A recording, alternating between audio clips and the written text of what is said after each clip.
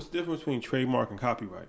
So the difference between a trademark and a copyright is a copyright is a creative expression fixed out of a tangible medium, right? A trademark is a source identifier for consumers to relate back to where a product or service come from. So I'll break it down for you. So like a copyright, you can protect a photograph, a painting, a picture, songs, art. It cannot be in your head, but it has to be fixed into a tangible medium. But there he goes, Dirk, yo. Yes, Dirk had to come in the interview, represent Chicago, but it's okay. That was a good copyright that sound. Yes, right. And so here's the thing with a copyright.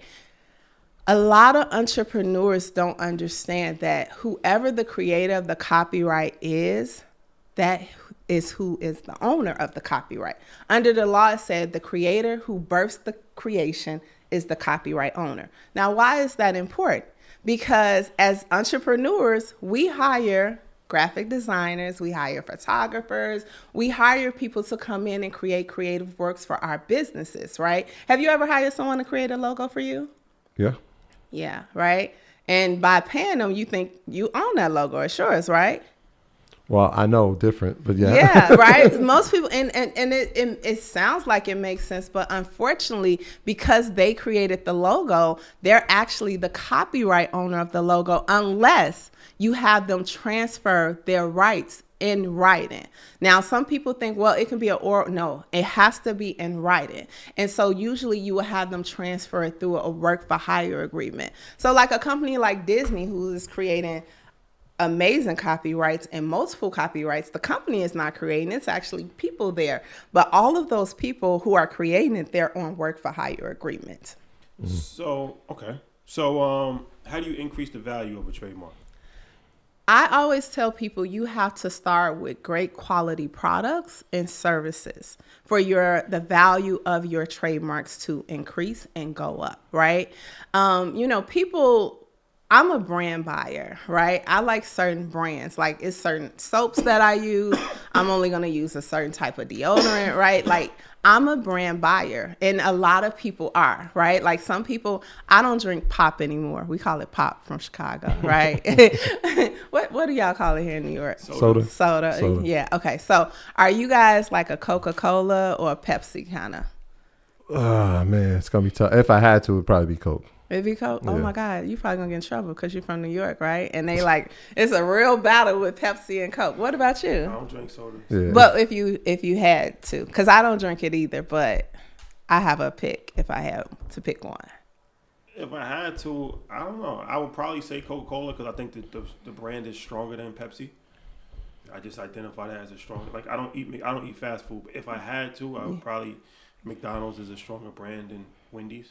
Right. So the fact that he just has that mentally in his mind that these brands are stronger, right?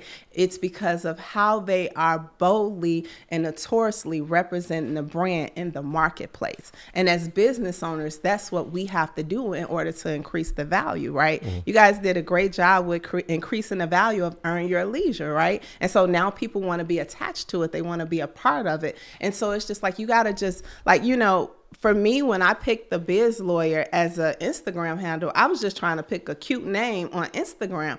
But because my services is great, my team is great, now people want to make sure when they do their trademarks, they do it with the Biz Lawyer because they know the type of quality of services are going to come with it. And so that increases our revenue and our value. Yeah, this is something that we've learned. We filed a bunch of trademarks. Mm-hmm. Can you talk about the time it takes, right? Mm-hmm. So obviously we got the first step, we get the attorney, we did the search. Mm-hmm. Talk about the time it takes. I know you brought up first rights too. That's important too. That's very. Yeah. Can we get into that a little bit? Yeah, for sure. So first thing first, you want to do the search, and a lot of times it's important you do a search not only with the USPTO.gov, but also to see who is using the trademark in the marketplace or whatever, because common law rights can fall into play as well. But then once we do the search, we actually will issue an opinion letter with the search results. We'll go through the opinion letter. One thing that I think is very different about our firm aside of the fact of it probably being, Black owned by me, the female.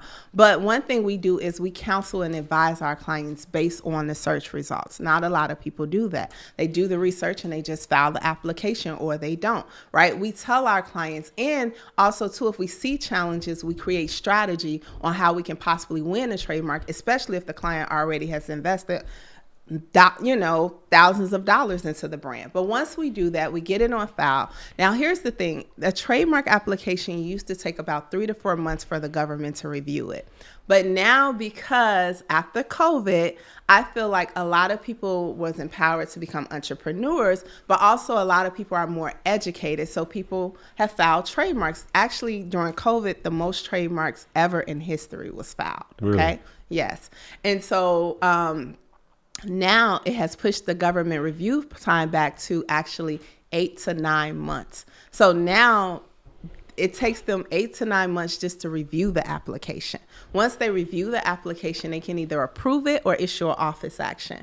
If they approve it, it goes to what's called publication for opposition. Now, publication for opposition allows anyone in the public 30 days to oppose your trademark. This is why it's important that we file trademarks with integrity, and also too, we watch our trademarks, because if you file a trademark like I'm Coco Chanel, Chanel's going to come and oppose the trademark and probably send you a cease and desist letter right away when they file out that you filed the trademark. Mm-hmm. But the good thing about it is that as a brand owner, you want to watch your trademark, because people can be filing things confusingly similar to your brand as well. And the government, they try to stop things, but sometimes they let things through as well. So once you go through that phase, if no one opposed the trademark, you can have registration within 12 weeks from the 30-day deadline. So that can take about 9 to 18 months right now to get a trademark registered. 12 to 18 months to get it registered. But let's go back. If the government takes issue with the application, they can issue an office action. Bless you. Thank you. The office action can require either a substantive response or a non-substantive response. If it's a non-substantive response, that means something minor is going on and the government wants you to fix it. And that's no problem. But if it's a substantive issue, the government is refusing it on a likelihood of confusion or failure to function as a trademark, or the trademark being merely descriptive. And you will have to present legal arguments with a legal brief to argue why the person should have the trademark.